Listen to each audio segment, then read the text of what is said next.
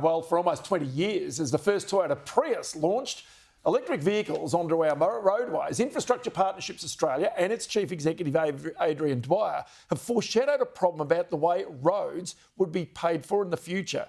Today, it seems we're now a step closer to road user charges, rather than the government collecting excise on the sale of fuel. A forum today in Sydney by Infrastructure Partnerships had officials from the Federal, New South Wales and Victorian Treasury Departments. The Productivity Commission was also there, and chief executives from Transurban, Sydney Airport and the Australian Automobile Association. And the man who's pushed this concept, Adrian Dwyer, joins me now. Adrian, many thanks for your time. You've been working on this a long, long time, but the reality is as more electric vehicles hit our roads, the fact of the matter is either government's got to increasingly pay for the fixing of those roads, for new roads, or otherwise something else has got to be actually created to pay for those roads.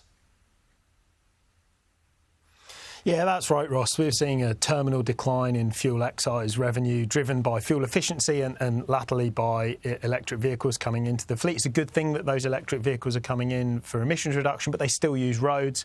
Roads have to be paid for, and everybody should pay their fair share for making sure that they're built and maintained. OK, so let's go to the basic numbers. The current rate, 51.6 cents a litre in excise for every litre of fuel purchased. Australian motorists paid an estimated $15.7 billion in net fuel excise in 23-24. It'll be more this year, no doubt. And the fact of the matter is only 57% of the fuel excise is reinvested into land transport projects.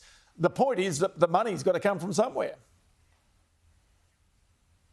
Yeah, that's right. If you don't raise this from users through a fuel excise or a road user charge, then it has to come from some other tax or services have to be cut elsewhere. So, you know, we can decide which school or hospital we don't want to invest in, or we can fix this problem, solve it, make it future-proof and make sure that everybody's paying their fair share towards the upkeep of the roads. It seems pretty intuitive and pretty logical, and that's why we think we've got such broad policy support for this now. OK, so do you get the sense right now that this will actually come in, that we will see these road user charges? Because remember that the Prime Minister has said there'll be no new taxes between now and the next election. Is this something that needs to be taken to a federal election?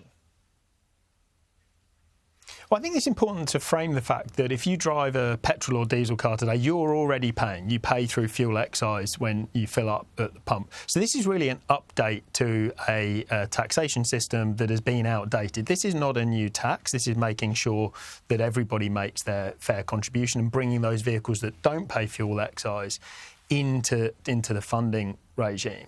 But every day we don't do this, it gets incrementally harder to do as there's more electric and fuel efficient vehicles in the fleet. There's also good people to follow now. New Zealand has introduced this a few years ago. The sky didn't fall in. They announced earlier this week that they're extending their programme and putting a more user-friendly approach in. Many US states are trialling this. This is not novel or unique anymore. It's actually almost inevitable now that this has to be the way we go to update our road system, and it can be a way of accelerating uptake of electric vehicles as well. I was going to ask you about that because a lot of people would say right now, hey, you can't do this because it will create a disincentive for people to take up electric vehicles. Do you see this as a disincentive? You just said you could see it as being an incentive. How could that be?